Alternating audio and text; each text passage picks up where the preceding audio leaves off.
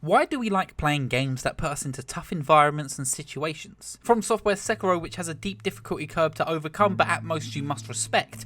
Resident Evil's inventory management, or even hard decisions in games like Telltale's The Walking Dead, which makes us make decisions for characters we connect with.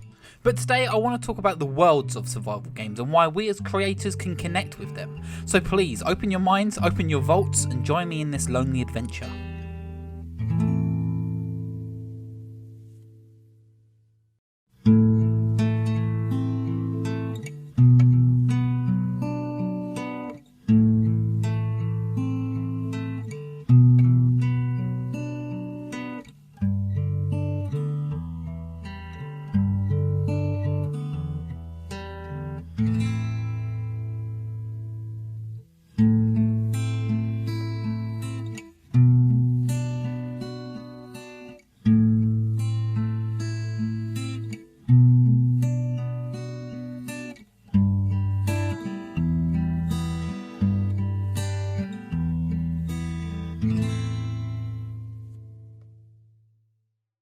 Gaming, films and even audiobooks are some of the greatest ways for people to escape the reality that we're living in. To be able to sit in front of a screen or sit in a dark room and just listen to someone tell us a story for a few hours is so relieving. Gaming allows us to be demon hunters, alien killers and dragon slayers, but then there's a genre that asks the player to really take their time and learn the worlds and the rules. In the survival game genre, it asks you to be alone in these strange and often difficult worlds. Whether you're talking about games like DayZ, The Forest, Minecraft, or even the fantastic Metro series.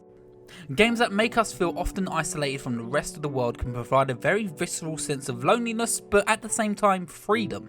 To be given your own freedom with no sense of direction and only an objective can come across as probably frustrating for most players, but some players can really quickly turn this off and see it as an opportunity. If they can't work out how these rules work within these worlds or even how they must proceed within this story, then they're going to have a hard time being in this world. But it's the players that understand that they must learn fast to survive. It's the players that can think outside the box and most importantly immerse themselves within this gameplay. It's going to sound like a very big cliche, but the most fantastic example of this would be Minecraft. You're thrown into a world with no story, reason or even purpose. You just learn that you can break blocks, place them down within the world. So what do you do with that? You create yourself a home and you start using this as a storage space throughout the first day. And then all of a sudden the sun goes down, and that's when the monsters come out.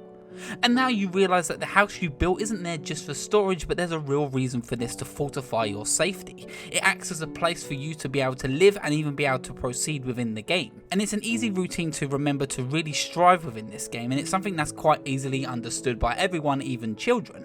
You have to break blocks, avoid the nighttime, avoid the dark, and just keep building to get bigger. Subnautica's whole premise is about you scanning the environments and sea life, learning what can be used to build new stuff or even what can be used to be eaten, and at the same time it's all to be used to stop your inevitable death. And that for you, if you're an artist, editor or even someone who wants to write, it's a very similar feeling.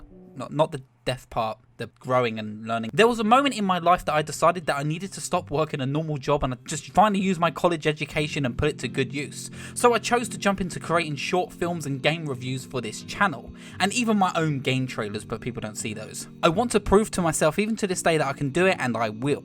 Just like how Minecraft asks you to fill a blank canvas, or even how Subnautica makes you learn from your experiences. We often go into these worlds and journeys on our own, whether you're talking about these gaming adventures or even when you're talking about the process of feeling confident about yourself. Feeling confident is very good. Trust me, it's a fantastic feeling when you feel like you can easily put out a video or even just make a great bit of art that you feel happy with to show people. And eventually you're going to have to step out of that safe room, and eventually everything will feel unfamiliar to you once again. And this often will be scary to all of us. It all begins to feel normal as you play. To feel confident starts feeling normal to you as you continue to play and create. It feels mundane, and this is a good place to be in for a while because it makes us feel like we're actually being or doing good at something. We often learn what we enjoy most out of these moments because of this routine. But to truly expand how the process of creativity, and even in survival games, we must step into something new. You're not going to be good at it at first, and that's always going to be the case. But it doesn't get easier until you learn how to adopt and make that your new normal.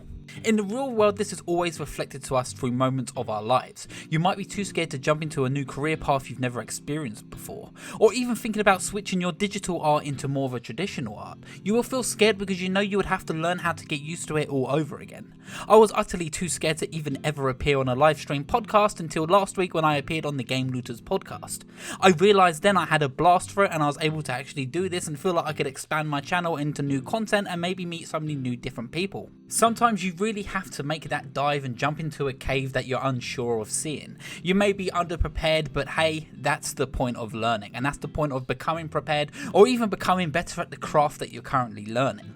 So please take a risk and feel free to jump ahead. Of course, it's fine to stay in your confidence zone. If you're happy where you are, don't force it, but eventually you will have to learn. This is actually why writer's block even comes around, or even art block. If you find yourself not being able to write anything or even draw anything, there's a theory that that's because your brain is in the process of learning something new. Therefore, your brain is being able to point out 75% of everything that you're doing wrong, therefore makes you feel uninspired and not really prepared or even unknowing of what you're doing. But it's all entirely natural and it's all part of the process of learning. But then there's also a lesson that can be learned that I have not yet gone over. It's something that's very important to us and we often do feel it. We often feel like we're in this adventure alone, or we often feel like we're going through these moments or even difficulty in our lives alone. But there's something to remember here is that you're not.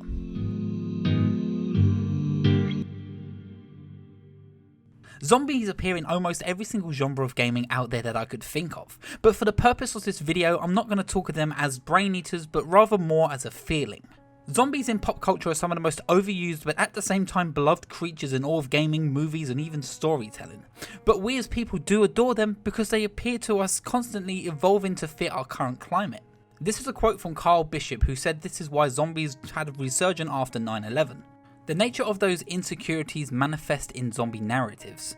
Invasion, destruction, apocalypse, infection. There was this intersection of these influences that made it perfect for the zombie to take over. People like monsters that manifest in the things that they are worried about. And even to this day we're seeing this change in how we view zombies. Adverts are using it as a sort of term to see people who are losing connection to reality as they're always constantly looking on their phone. Or even the fear of current viruses going around the world, or even YouTubers and influencers doing whatever they have to do to chase those clicks. Or can I just say, maybe the corruption of businesses wanting to take money from players. As much as Metal Gear Survive was, well, a big bit of doo-doo, I feel like the zombie usage there wasn't on purpose. I feel like it perfectly manifested exactly what happened with Konami and exactly what the state of, well, businesses were at the time when it came to microtransaction and monetizing video games. Even George Romero's Dawn of the Dead was a social commentary on the state of oppression and the government during the 70s. We're able to see our worst fears inside a brainless enemy that has no intention but to eat you and kill you. And though they come across often goofy and easy to deal with, there's games out there that really don't glorify these monsters, that make them feel tough and grueling within their gameplay.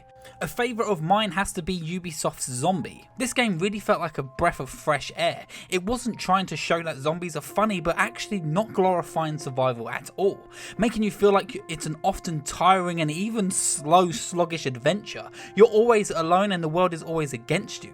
The zombies aren't difficult to deal with, but you have to really take your time to deal with them. Pick your battles wisely. The dark tones and punishing stiff gameplay made this game feel very welcome to me because it was really a big task to suffer through, and this for me reflects on that feeling that everything is also temporary. As much as I love YouTube, it can be often tiring. Everything you do can be really for nothing. You can really work your ass off to make a video for 5 people to only see it, but that's the reality of it. We must keep creating and keep going because these outcomes are just, it's a part of learning, it's a part of surviving, and it's a part of pushing forward. From Dead Rising's escort missions to Resident Evil's world-saving heroes to Death Stranding's theme of connection to even shooting Nazi zombies, there seems to be a common theme here that we love about apocalypse and even undead stories, and that's coming together. There's times where we often feel like we're being bullied. It feels like life has just drawn a bad card for us that day and everything goes wrong. You can even lose someone important. But with friends and building bonds with people, you feel like you're never alone. And that's where games like Left 4 Dead or even World War Z can come in, and even other countless survival zombie games where you play as 4 heroes all coming together to kill zombies. We get together and get to blow away all the fears that we had of our current world, the fears that one of our videos aren't doing too great, or the fears that we won't be able to ever write the next chapter of our story. We're having a blast blowing away all our fears by the hundreds. The oppressive worlds that games with the undead can create are easier to get through when you have a bond and when you have others there to support you. Survival stories really do show us that we are stronger than we think. We have to face the hardships of the world that's often put against us as creators, people of the LGBT community, race, or even our own depressive faults. Knowing that I can turn to a community that I've met through YouTube, or even growing up, or even people who are working with me going through the same situation as me currently, we're all in the same boat, and that feels so amazing. Even this video wouldn't have been a thing if it wasn't from the help of a fellow YouTuber, Mr. Hammers. His advice gave me a right direction to take this video. I rewrote this script about 5 times, so please send him some love, he deserves it, he's awesome. But just remember right now, if there's anything that you're going through, you'll be able to get through it. Whether you're feeling weird about your own body and you feel like you're the only one going through it, or being uninspired to write a script, or even being bothered to get footage for your next video, just take a second to remind yourself that you're not alone. You're not the only person feeling that at the moment. And if that is the case, then speak to the people who are going through that with you, because together, asking for advice or even giving each other tips, you can continue pushing forward and you can continue to better yourself. And I had this as a reminder recently. People felt touched by my recent videos and even inspired by some of the stuff that I say. And to be able to hear that is something that reminds me that I need to keep pushing on. There was a moment where I felt like my content wasn't going anywhere. I didn't exactly know where to take it, and then I just took the step. I went out of my comfort zone and I started making video essays like the one you're listening to now, and the ones I've been uploading since the start of the year. And because I went out of that comfort zone, I realized that this is the content I love to make. I love to talk to you people, I love to inspire people, and I love to let people know that they're not alone. If you ever need to talk to me, my DMs are always open, as they call it on Twitter, so feel free to talk to me there or even through the comments section alone. But stepping out of the comfort zone and realizing that my content is actually speaking to people and inspiring people makes me realize that I'm not alone in this situation, and it makes me realize that I will survive.